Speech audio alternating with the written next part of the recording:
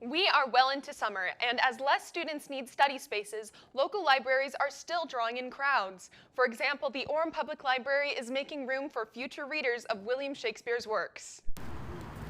Orem Public Library is hosting Shakespeare for Kids, a weekly event that introduces young children to the Bard's plays throughout the month of June.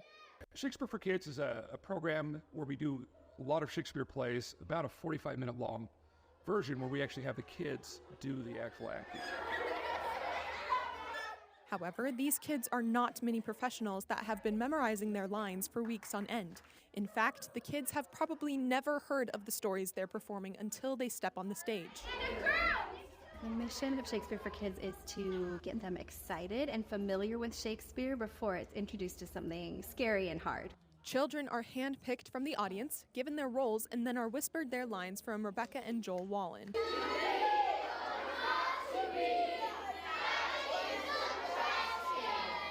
Rebecca Wallen works in BYU's adjunct theater faculty and has over 2 decades of experience simplifying the source material for the young thespians.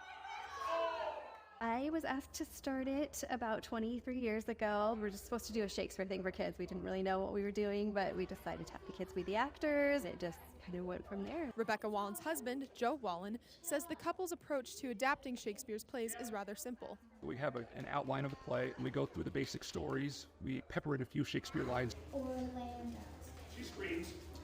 So they get used to the language, so the kids can understand the entire flow. The approach is not excluded to just the Bard's comedies, but is applied to all of Shakespeare's genres for well-rounded exposure.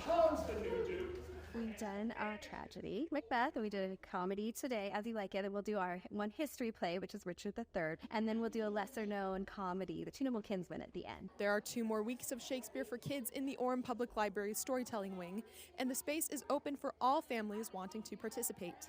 Reporting for Universe Live in Orem, I'm Emmeline Blythe.